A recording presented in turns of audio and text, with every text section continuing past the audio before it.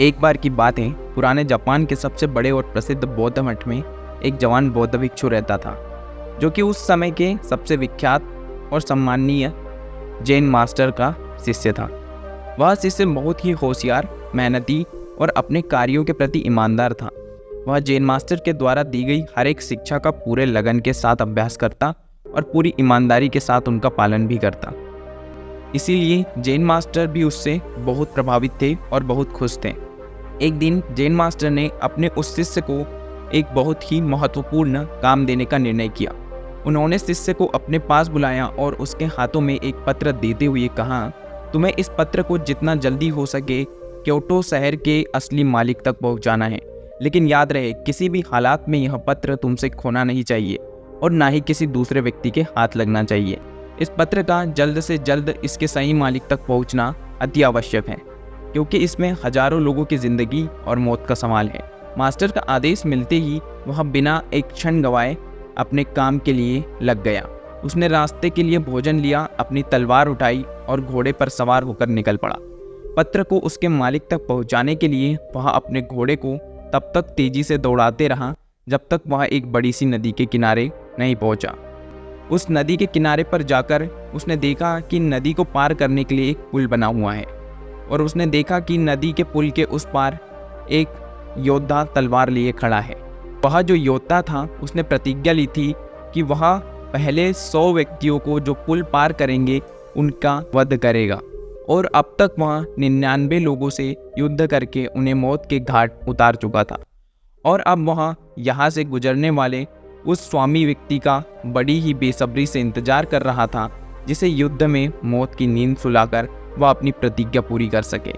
जैसे ही उस नौजवान बौद्ध भिक्षु का घोड़ा उस पुल पर चढ़ता है, वह योद्धा अपनी गर्जराहट हुई आवाज से बोलता है, तुमने इस पुल पर कदम रख दिया है, इसलिए अब तुम्हें मुझसे युद्ध करना होगा। अपनी तलवार निकालते हुए योद्धा चिल्लाया, मरने के लिए तैयार हो जाओ। अपनी मौत को अपनी तरफ आते देख वह बौद्ध भिक्षु अंदर ही अंदर बहुत डर गया था। लेकिन तभी उसे अपने गुरु की बात याद आई कि पत्र बहुत महत्वपूर्ण है और इसे मुझे जल्द से जल्द क्योटो के असली मालिक तक पहुंचाना है। उसने उस योद्धा से प्रतिज्ञा की और कहा कि मुझे बहुत अति आवश्यक कार्य है, मैं ये कार्य संपूर्ण कर कर तुम्हारे पास अवश्य लौटूंगा, वापस आऊँगा। ऐसा वचन देके पत्र वापस करने के बाद वह जरूर उससे युद्ध करने वापस आएगा। ऐसा वचन देने के बाद वह वहाँ से चला गया और उस योद्धा ने भी उसे जाने दिया। वह भिक्षु इन बातों को सोचते हुए कब आश्रम पहुँच गया उसे पता भी नहीं चला। आश्रम पहुँचते ही वह तुरंत जैन मास्टर के पास जाता है और उन्हें सारी घटना का वृत्तांत सुनाता है, इस उम्मीद में कि शायद मास्टर उसकी कोई मदद करेंगे। लेकिन पूरी बात सुनने के बाद मास्टर सिर्फ इतना ही कहते हैं, मेरे पास ऐसा कोई तरीका नहीं है जिससे तुम एक योद्धा को तलवारबाजी में हरा सको, इसलिए तुम्हारी मौत तो निश्चित है। लेकिन हाँ, मैं तुम्हें मृत्यु का सामना करने का सबसे अच्छा तरीका जरूर बता सकता हूँ। जब तुम उस पुल पर पहुँचो तो अपनी तलवार को अपने सर के ऊपर उठाना और अपनी आंख बंद कर लेना और पूरी शांति के साथ खड़े होकर इंतजार करना।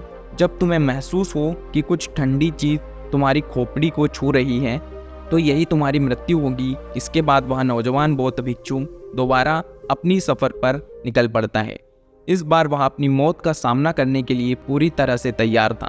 इस बार ना तो उसके अंदर कोई घबराहट थी और ना ही किसी प्रकार का कोई डर। वह पुल पर पहुंचता है जहां वह योद्धा उसका इंतजार कर रहा था, तो वह ठीक वैसा ही करता है जैसा जैन मास्टर ने उससे कहा था। वह अपने दोनों हाथों से तलवार को सर के ऊपर उठाता है और आंख बंद करके मौत की ठंडी स्पर्श का इंतजार करता है।